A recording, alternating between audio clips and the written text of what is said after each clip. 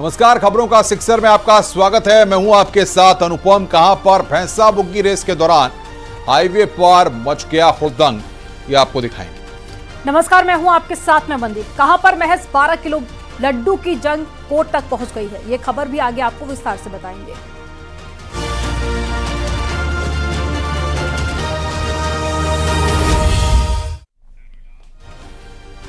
UP में कई जगहों पर से बुग्गी रेस की तस्वीरें सामने आई हैं। मेरठ और बागपत के हाईवे पर इस रेस को करके ट्रैफिक नियमों की धज्जियां उड़ाई गई।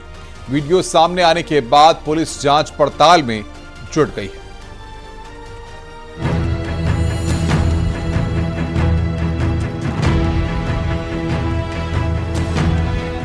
बागपत में भैंसा बुग्गी की रेस का वीडियो वायरल हुआ है, जिसमें ट्रैफिक नियमों को ताक पर रखकर रेस करवाई गई। इस दौरान दिल्ली सहारनपुर नेशनल हाईवे पर भीड़ ने कब्जा कर लिया, जिसके चलते राहगीरों को भारी दिक्कतों का सामना करना पड़ा। पीछे से आ रही गाड़ियां तो दिखाई ही नहीं दी और न ही उन्हें आगे निकलने दिया गया। वीडियो में देखा जा सकता है कि हाईवे पर बाइक में इतने लोग सवार हैं कि जिनकी गिनती भी नहीं हो सकती है। वहीं भैंसा बुग्गी की रेस चल रही है। बाइक में सवार लोगों के हाथ में लाठी भी दिखाई दे रही है। कोई हवा में कपड़ा हिला रहा है। दौड़ के दौरान हाईवे पर कोई हादसा भी हो सकता था। रमाला थाना क्षेत्र का ये वीडियो होने का दावा किया जा रहा है। काफी देर तक भैंसा बुग्गी दौड़ के नाम हुड़दंग चलता रहा। वीडियो वायरल होने के बाद पुलिस हरकत में आई और जांच शुरू कर दी गई है। वहीं मेरठ से भी ऐसी ही तस्वीरें सामने आई हैं। नेशनल हाईवे पर भैंसा बुग्गियों की रेस का वीडियो वायरल हुआ है। भैंसा बुग्गी के साथ साथ थार की छत पर कुछ लड़के सवार हैं और बुग्गी के आसपास बाइक दौड़ रही है।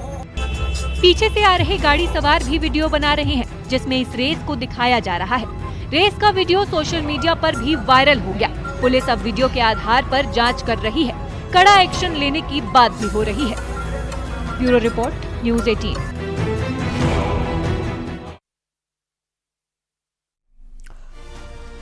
नोएडा के एक रेजिडेंट वेलफेयर सोसाइटी में लड्डू को लेकर विवाद हो गया। यहां पर मौजूदा RWA अध्यक्ष पर लड्डू गबन करने का आरोप लगा है। वहीं अब लड्डू की ये लड़ाई कोर्ट तक जा पहुंची है। रिपोर्ट में आपको दिखाते हैं।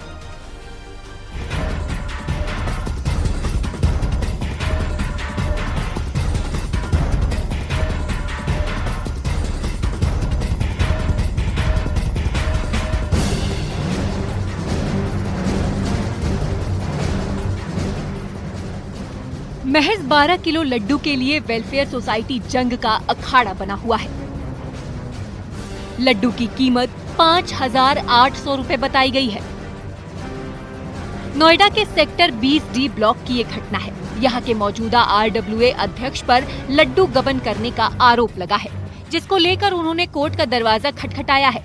उन्होंने RWA के 16 मेंबर के खिलाफ सूरजपुर कोर्ट में मानहानि का केस दायर किया है।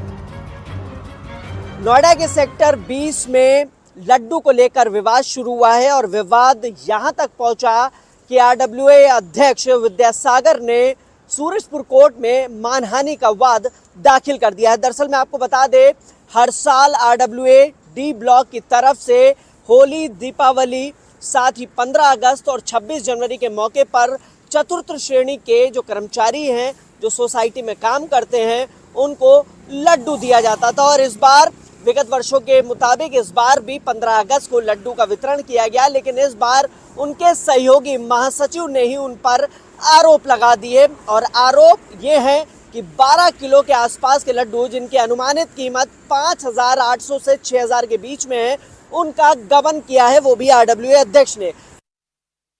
मात्र 6,000 लड्डुओं पे मेरे पे एक ब्लेम लगाया कि मैं लड्डू खा गया, जबकि ये पिछले 2.5 साल से बतौर एक खुशी के माहौल में 15 अगस्त, 26 जनवरी, होली, दिवाली हम लोग ये लड्डुओं का वितरण, 4 लड्डुओं का वितरण जो है वो हम लोग चौथी श्रेणी में जो लोग आते हैं, चौकीदार हो गए, गार्ड हो गए, सब्जी वाले हो गए, बिजली विभाग वाले हो गए, पानी वाले हो गए, सीवर वाले हो गए, सड़क सफाई करने वाले हो गए, कूड़ा इकट्ठा करने वाले हो गए, इन लोगों को हम बतौर खुशी हम बांटते चले आए हैं। RWA अध्यक्ष ने आरोप लगाया है कि महासचिव के पद पर तैनात मोहम्मद अख्तर खान की बयानबाजी के चलते उन्हें कदम उठाना पड़ा।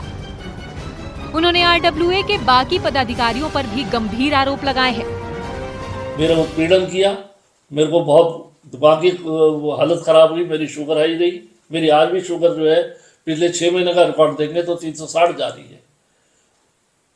तो ये देखते हुए अब इन्होंने जो मेरे को इतना उत्पीड़न दिया तो इन्होंने मेरे को निकालने की भी कोशिश करी है RWA के बाईलॉज के हिसाब से, जो कि बिल्कुल गलत है, बिल्कुल वो बाईलॉज के अकॉर्डिंग नहीं है।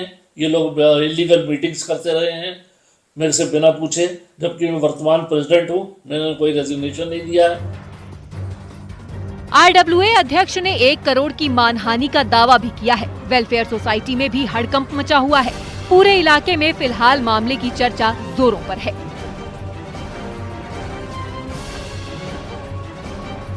नोएडा से न्यूज़ 18 के लिए हिमांशु शुक्ला की रिपोर्ट। भारत में 18 साल से कम उम्र के बच्चों को अब सोशल मीडिया पर अकाउंट बनाने से पहले अपने माता पिता से इजाजत लेनी होगी। केंद्र सरकार ने इसके लिए मसौदा भी तैयार कर लिया है। 18 फरवरी तक लोग सुझाव दे सकते हैं। देखिए रिपोर्ट।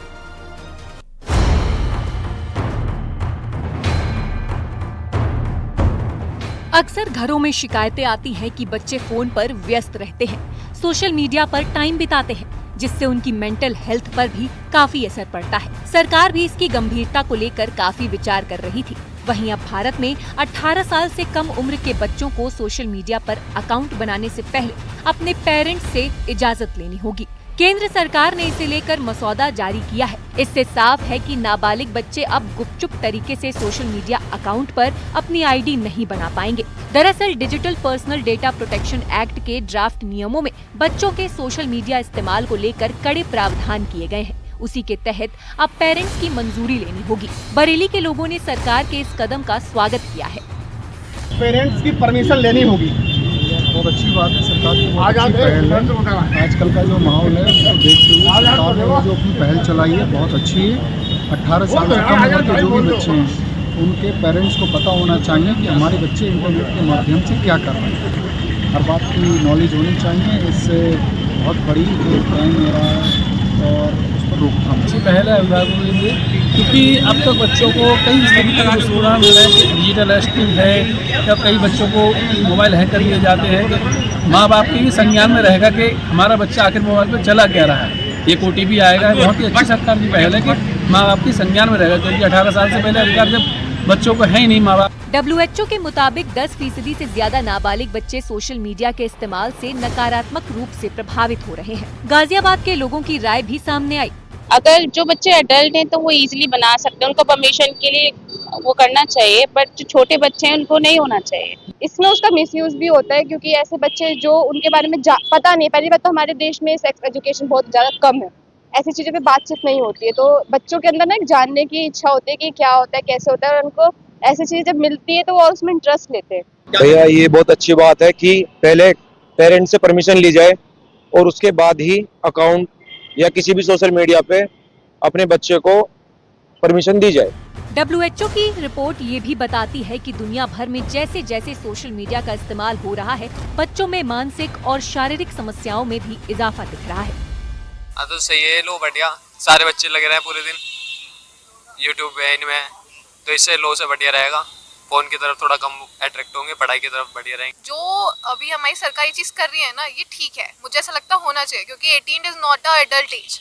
उसके नीचे बच्चों के, और आजकल सोशल मीडिया के बहुत ही डिमेरिट्स भी हैं, तो लोग बहुत चीजें गलत भी चल रही है और नहीं होना चाहिए, तो अच्छी बात है, होना चाहिए। बच्चों के सोशल मीडिया इस्तेमाल पर दुनिया भर में लंबे समय से बहस चल रही है। ऑस्ट्रेलिया ने 16 साल से कम उम्र के बच्चों के सोशल मीडिया इस्तेमाल पर बैन लगाया। वहीं भारत में भी लोग इस कदम की सराहना कर रहे हैं। Bureau report, news 18।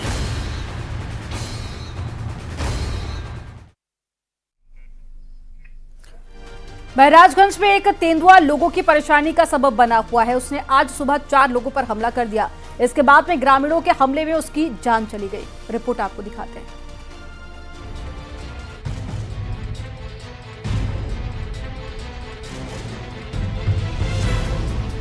महाराजगंज में पिछले 1 हफ्ते से ये तेंदुआ दहशत का सबब बना हुआ था। तेंदुआ गांव में घुसकर मस्जिद में पहुंचा और हमलावर हो गया। इस हमले में उसने 3 लोगों को घायल कर दिया। वहीं सुबह के समय गांव में ही एक लड़की पर भी हमला किया। तेंदुए के हमले के बाद तो मस्जिद में अफरा तफरी मच गई। इसके बाद ग्रामीणों ने तेंदुए पर हमला कर दिया, उसे जाल में कैद कर लिया। बाद में तेंदुए की मौके पर ही मौत हो गई। ग्रामीणों ने वन विभाग को सूचना दे दी। इसके बाद टीम मौके पर पहुंची। कोल्हुई थाना क्षेत्र के लक्ष्मीपुर रेंज मझौली गांव की एक घटना है, जहां सुबह के समय तेंदुआ मस्जिद में घुस आया। वन विभाग ने तेंदुए की डेड बॉडी बरामद कर ली है। तेंदुए की मौत के बाद वन विभाग जांच पड़ताल में जुटा है। उसके शव को पोस्टमार्टम के लिए गोरखपुर भेजा जा रहा है। विभाग मुकदमा दर्ज करने की तैयारी भी कर रहा है। कई दिनों से तेंदुआ आसपास के गांवों में घूम रहा था, जिसकी वजह से लोग घर से बाहर निकलने में भी घबरा रहे थे। कुछ दिन पहले विष्णुपुर कुर्थिया गांव में ईंट भट्टे पर काम के दौरान तेंदुए ने एक मजदूर पर हमला कर दिया था। हमले में वो भी गंभीर रूप से घायल हो गया था। वो अस्पताल में भर्ती है, जहां उसकी हालत में सुधार बताया जा रहा है। ग्रामीण वन विभाग से तेंदुए को पकड़ने की लगातार मांग कर रहे थे। महाराजगंज से न्यूज 18 के लिए आशीष कुमार शुक्ला की रिपोर्ट। सुल्तानपुर में पिता की मौत के बाद बेटे ने अंतिम यात्रा में उन्हें बैंड बाजी से विदाई दी। ये देखकर सभी लोग हैरान थे। फिलहाल ये मामला पूरे इलाके में चर्चा का विषय बना हुआ है।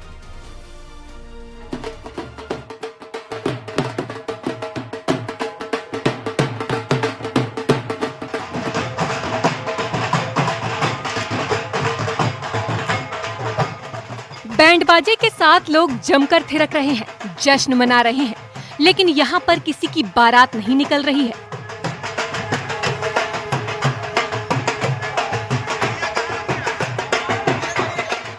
दरअसल एक बुजुर्ग शख्स की मौत के बाद जब उनकी अर्थी शहर भर से निकली तो कुछ इस तरह की तस्वीरें सामने आई। अमूमन किसी घर में मृत्यु के बाद अंतिम यात्रा गम के माहौल में निकलती है, लेकिन यहाँ पर ऐसा नहीं दिखाई दिया। बकायदा घर पर डीजे बजवाया गया।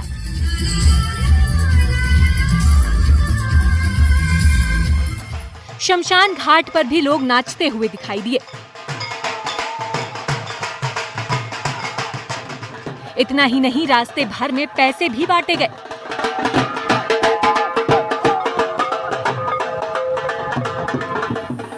पिता की मौत पर क्या घर वालों को कोई दुख नहीं हुआ है? इस तरह के जश्न मनाने की पीछे की वजह भी उनके बेटे ने बताई। उन्होंने अलग ही तर्क दिया।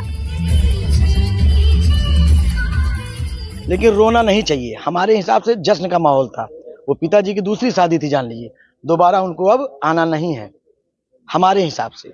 इसीलिए ये हमको जो समझ में आया, हमने अपने हिसाब से किया उनका कार्यक्रम। वैवाहिक कार्यक्रमों में लोग नोट उड़ाते हैं, आपने अपने पिता की अंतिम यात्रा पर भी नोट उड़ाए। वो भी तो उनकी शादी थी ना, उनकी लास्ट शादी थी। 88 साल उम्र होके गए, और रोना किस बात का?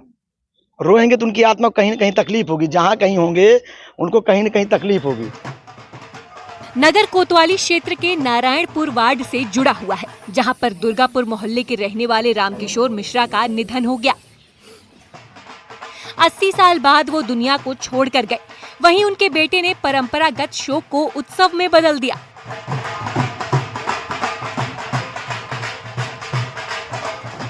अंतिम संस्कार के भोज में भी बैंड बाजा के साथ लोगों को भोजन कराया गया। अंतिम यात्रा का ये अनोखा अंदाज जिले में चर्चा का विषय बना हुआ है।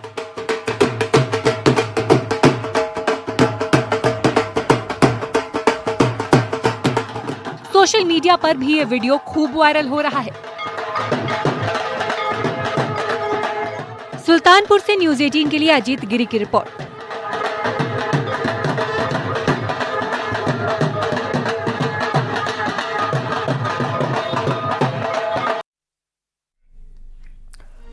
बीजेपी के सोशल मीडिया प्रभारी अमित मालवीय का सपा पर निशाना। चंदौली से सपा सांसद के बयान पर पलटवार किया। सपा सांसद वीरेंद्र सिंह का शर्मनाक बयान सामने आया है और बावड़ी को अय्याशी का अड्डा बताने पर वार किया। बावड़ी के ऊपर बनी मस्जिद पर क्या राय है, इसको लेकर भी लगातार अब सियासत बढ़ती जा रही है।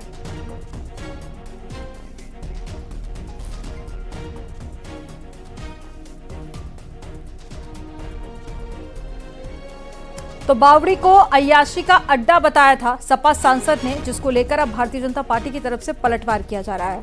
अमित मालवीय की तरफ से ट्विटर पर पोस्ट भी किया गया उसमें उन्होंने उस बयान को लेकर सवाल उठाए और साथ ही वीरेंद्र सिंह के बयान को शर्मनाक बताया।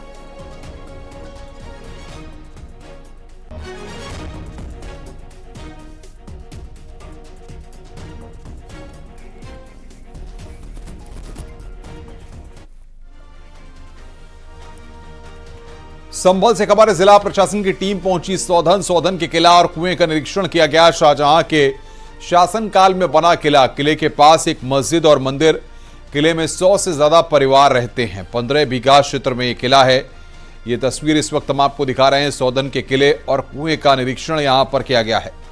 शाहजहां के शासनकाल में एक किला बना, किले के पास एक मस्जिद और मंदिर है, किले में 100 से ज्यादा परिवार रहते हैं।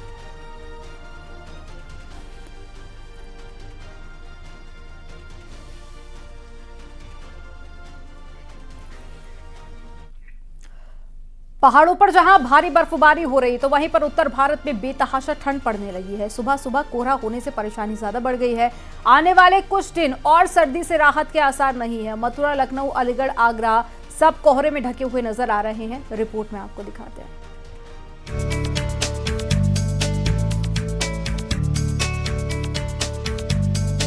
पहाड़ों पर बर्फबारी का मौसम चल रहा है, जिसकी वजह से उत्तर भारत में भी कड़ाके की ठंड पड़ रही है।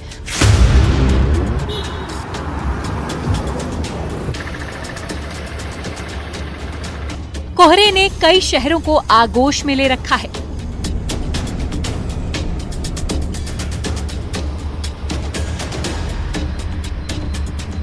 मौसम विभाग ने ठंड को लेकर अलर्ट जारी किया है। घने कोहरे की वजह से जनजीवन काफी प्रभावित हो रहा है। लखनऊ में ठंड का प्रकोप चल रहा है। तापमान में लगातार गिरावट दर्ज की जा रही है। पिछले एक हफ्ते से तेज धूप नहीं निकली है।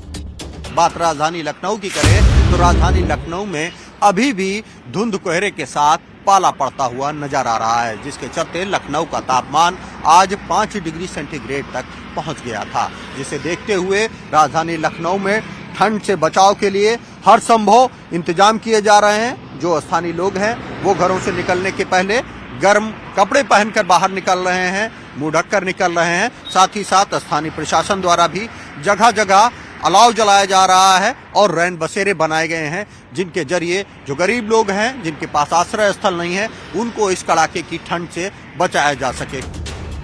दिल्ली एनसीआर सहित गाजियाबाद में सुबह से ही कोहरे की सफेद चादर ने अपने आगोश में लिया हुआ है। गाड़ियों की रफ्तार पर भी ब्रेक लग चुके हैं।